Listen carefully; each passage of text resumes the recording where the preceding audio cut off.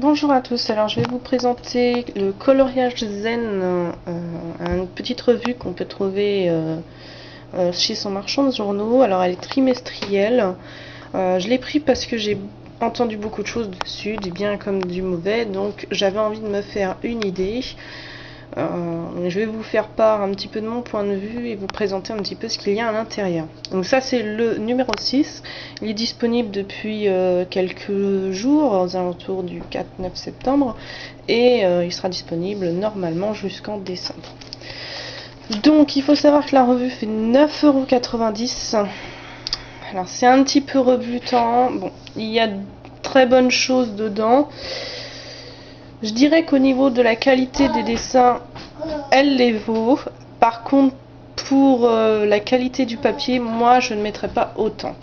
C'est-à-dire que si la revue faisait 7-8 €, je serais plus enclin à la recommander, mais là on va dire que ça va dépendre de votre coup de cœur, si vous avez envie ou pas. J'ai testé plusieurs feutres à l'intérieur, il faut savoir qu'à certains endroits il y a des feutres que j'ai testés qui traversent, d'autres qui ne traversent pas, donc c'est encore en fonction de ce que vous avez et de la façon dont vous utilisez les feutres, parce que si vous avez tendance à appuyer, je peux vous dire qu'il y a énormément de pages, mis à part le cahier collector. Le reste ça traversera si jamais vous utilisez les feutres trop forts. Par contre, si jamais vous utilisez les crayons de couleur, les coloriages à l'intérieur sont vraiment très beaux. Il y a plusieurs niveaux de difficulté et j'avoue qu'il y a des choses vraiment très intéressantes. Hop, donc ça c'est le sommaire, donc avec les dessins qui sont fournis sur le Facebook par les artistes du livre, hein. Voilà, des petits trucs shopping.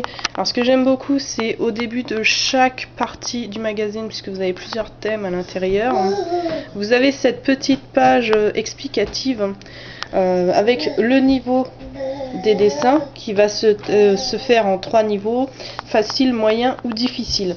Alors j'ai du mal avec leur classement, étant donné qu'il y a plusieurs dessins de niveau moyen, je les mettrais plus en difficile, d'autres certains je les mettrais en facile.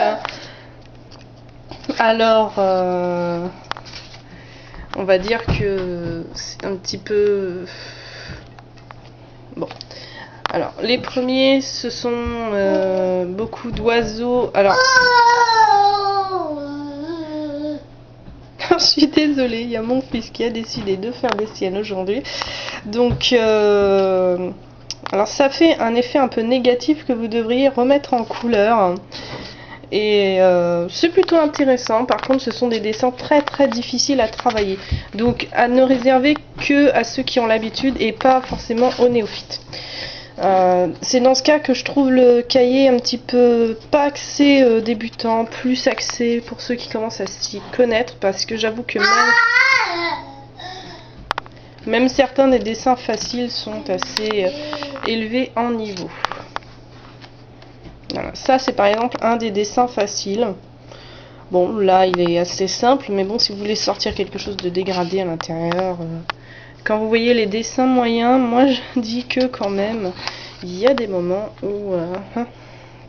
Alors, la partie automne est vraiment superbe. Des champignons, des feuilles, tout ce qu'il y a. C'est vraiment sympa, je trouve. Bon, il y a une partie motif. Là, vous avez plus ce que j'appellerais des frises, des bouts de tissu, des tapis à colorier, des choses comme ça. Donc là, on va dire que c'est la partie la plus simple du livre. Personnellement, je suis pas fan, mais bon, il y a beaucoup de gens qui aiment ce genre de choses. Alors, vous avez une super partie Halloween. Personnellement, j'en suis complètement fan. Alors, les citrouilles, les petits crânes, c'est un délice. J'ai envie de dire, les coloriages sont tellement beaux, pourquoi pas les photocopier si jamais vous voulez les tester au feutre à la limite, mais bon, à chaque fois il faut photocopier des livres, je trouve ça un petit peu usant. Personnellement, moi j'ai une imprimante photocopieuse, donc ça ne me gêne pas excessivement, mais Bon, l'encre, faut toujours le remettre dedans, hein. Ça, on y échappe. Donc au centre, alors là j'arrive au centre du livre, donc c'est pour ça que je vais vous en parler. Au centre du livre, vous avez un livret collector à détacher. Dedans en fait vous avez des coloriages à encadrer. Alors moi quand j'ai vu le truc, que je me disais, il disait grand coloriage, grande taille à faire. Alors je m'attendais à des coloriages au moins sur 2 pages, 3 pages, 4 pages. Surtout qu'il faut les détacher pour voir ce qu'il y a au milieu. Et en fait à l'intérieur, personnellement je suis un peu déçue. Parce que ce ne sont que des coloriages une page. Hein. Donc... dans l'autre, vous avez une double page hein, à l'intérieur. Hein. Voilà. Une page avec des styles jardin. Mais 2 fois 2 pages, ça aurait pas été du luxe. Bon, par contre, ce livret-là a un très bon point parce que le cahier est d'excellente qualité. Donc, vous pouvez le faire au feutre sans problème. Après, bon, ils auraient pu faire tout le livre dans ce style de papier, j'ai envie de dire. Mais bon... pourquoi pas hein. Il y a de très bonnes choses. Alors autant j'ai envie de dire si ça marche en coup de cœur, ce genre de livre, ça marche pas forcément. Si il y a des thèmes qui m'intéressent, je pense que j'en reprendrai. Mais il faut vraiment qu'il y ait au moins 2-3 thèmes qui m'intéressent sur les 4-5 faits dans le livre. Parce que sinon je pense que je passerai mon chemin. Les dessins ont beau être magnifiques. J'y vais assez au coup de cœur. Et puis c'est pas toujours le cas avec ce genre de revue. Bon, il y a vraiment des choses splendides. J'ai même pas envie de les faire au feutre tellement elles sont détaillées. Mais... si vous êtes, franchement, si vous êtes des aficionados du feutre, alors moi j'aime bien aussi, c'est parfois faire des gros fonds en noir, des choses comme ça. Donc là par exemple, vous voyez, je vais pas pouvoir le faire, donc ça m'embête un petit peu, mais bon, je vais trouver d'autres choses à faire dans les fonds, comme de la pastel par exemple, des choses comme ça, mais encore une fois, c'est dommage. Vous avez une partie mandala à la fin. Ça, j'ai l'impression qu'on en trouve partout. Bon, pour une fois, on a du simple et du plus détaillé. Amen. S'il y a bien quelque chose que je déteste dans les mandalas, c'est les mandalas super simples qu'on trouve partout, partout, partout. Je crois que je vais finir intoxiquée aux mandalas simplifiés. Alors vous avez une petite partie manga à la fin. Ça, j'avoue que j'ai été agréablement surprise.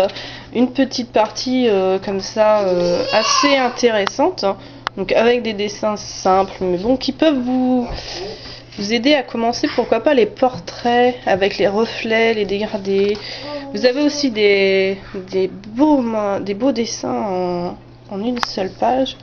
Alors j'avoue que j'adore le fait qu'il n'y ait aucune double page. Ça c'est vraiment le paradis.